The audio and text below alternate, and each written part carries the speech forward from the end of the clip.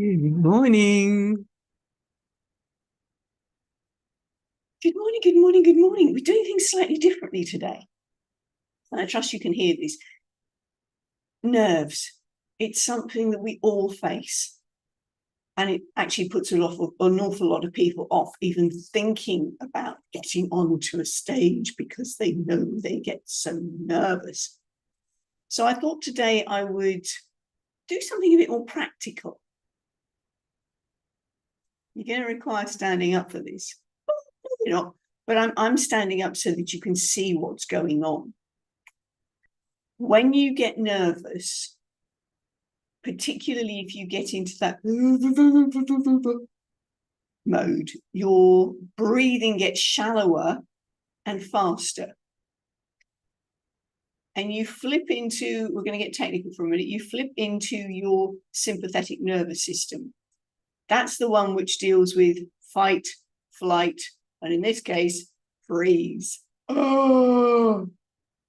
And your brain goes into shutdown, basically. You might have a dry mouth. The brain goes into, I don't remember what I'm saying. I can't function. I can't focus. And you just want to disappear, hole in the ground, swallow me up. So what can you do to avoid that? Well, one of the things that you can do is to consciously flip into your parasympathetic nervous system, which is the part of your nervous system which goes, okay, you've got this. Calm down. We're fine. We can do this.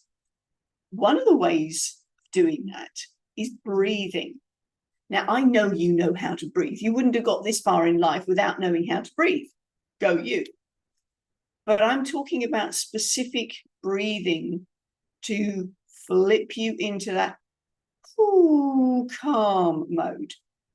Now, yes, this is important when it comes to being on stage, but you can do this for any nerves. You got a meeting with somebody. You got that conversation to have with somebody, whatever it is. So I'm going to invite you to think about your lungs as two great big balloons, okay? Now, when we go into the short, shallow breathing, we're only using this top part of our lungs.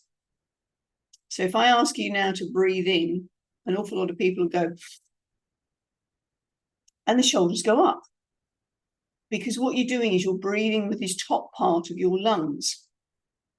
It's functional to a certain extent, but you're only going to get 30% of your breathing capacity in there.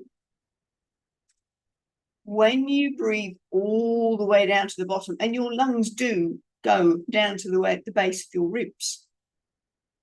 So if you can breathe in all the way down to the bottom and to the sides and flare that rib cage out, you are going to fill up so much more of your lungs and give yourself so much more air.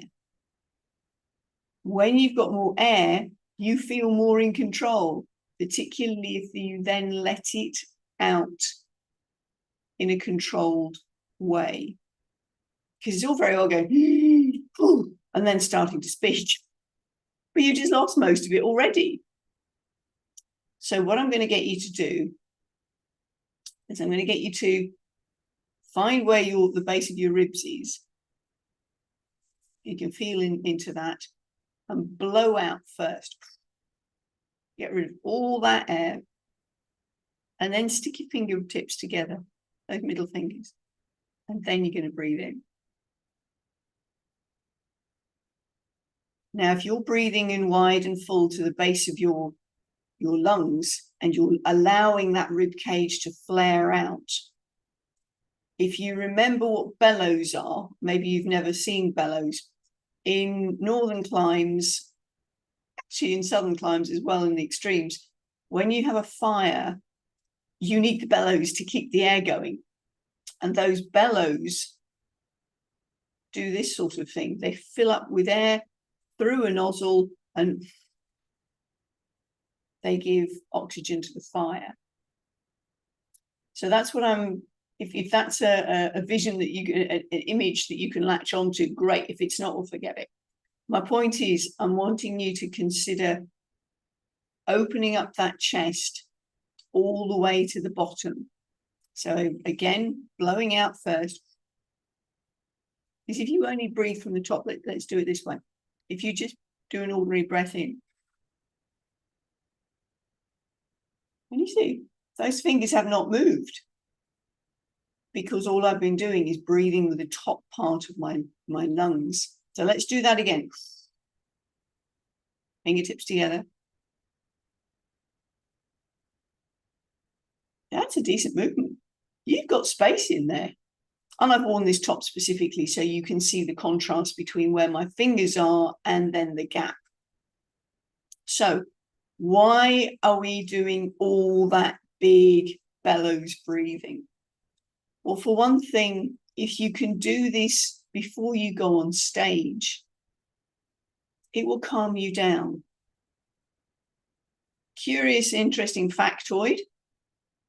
If you can consciously slow your breathing down to under 12 breaths a minute, you can't access that adrenaline pathway, the one that goes, the fight, flight, and freeze one. Because you flipped into the parasympathetic goes, you got it. We're chilled. We've got this. So by slowing your breathing down, you interrupt that fear. So that's the first thing to consider when you're nervous. Calm your breathing down all the way to the bottom, nice and slow and controlled on the way out. So let's do that breath in again.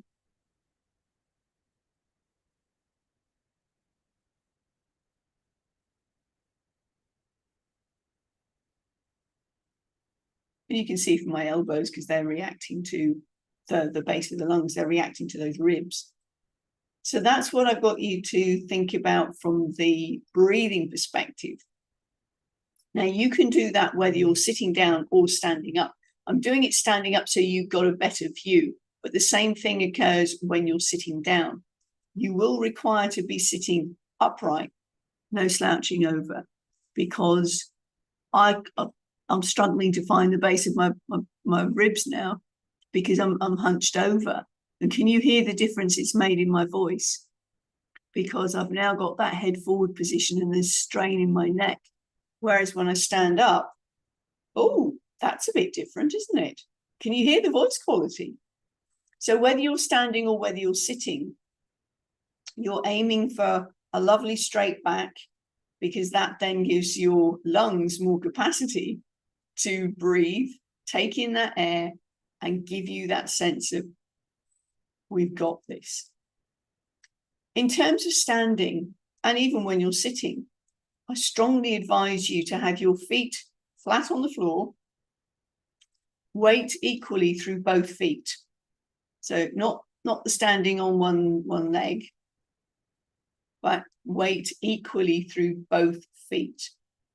Now, if you can imagine this is the base of your foot, you want to put weight under the big toe, under the little toe, and in the middle of your heel.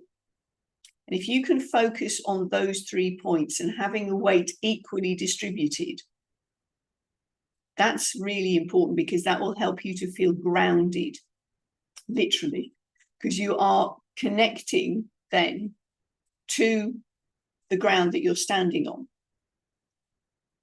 See, if you put your weight forward and you're on the front part of your foot, you are now in a great position to face plant. Not a good move, particularly on stage. Come back. Equally, if you go back on your heels, you're in a great position to flip over the other way. Again, landing on your behind on stage, not cool. So that's why I'm suggesting keeping those feet flat on the ground, weight equal through both feet. Now, That also applies for when you're sitting down. So no crossing legs, please. When you're sitting down, particularly when you're speaking, if you keep those feet flat, again, you're grounded. You've got that sense of, I'm connected. I'm not going to get worked up. I'm not going to get wound up. I'm in parasympathetic nervous system. I've got this. So those were the two quick hacks I wanted to share with you today. If you're facing any nerves at all, particularly on stage, I suggest that part of your warm-up routine is that you do some specific breathing. Get that sense of, I've got this. I'm in that parasympathetic nervous system. I'm relaxed. Well, relaxed as you're going to be about to go on stage. But the point is, you're not going to be paralyzed with fear. Okay? Have that beautiful sense of flow from your breath. When you have that breathing under control and you feel grounded, literally grounded, then you're going to be in a far better position to speak. Connect with what you're saying, that head and heart connection, for you to connect with your head and heart, with your message. And from there, be totally present to your message, be totally present to your audience, and they get so much more out of it. So I leave that with you today. I would love to know your response to this. Go away and practice your bellows breathing and being grounded. That groundedness, you can do that anytime, anywhere.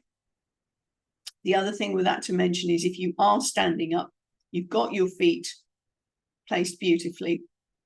I've obviously got a problem with my left and right being in the right place. When you are grounded, I'm going to suggest that you soften those knees. Don't jam them back, because again, if you jam back your knees, you're likely to pitch forward. So my camera's gone wonky. Very gently soften your knees. Tuck your tailbone under. And that will give you a great posture. Trust this has been useful. Do like and subscribe and comment on this video below. Thank you. See you next week. Bye from me.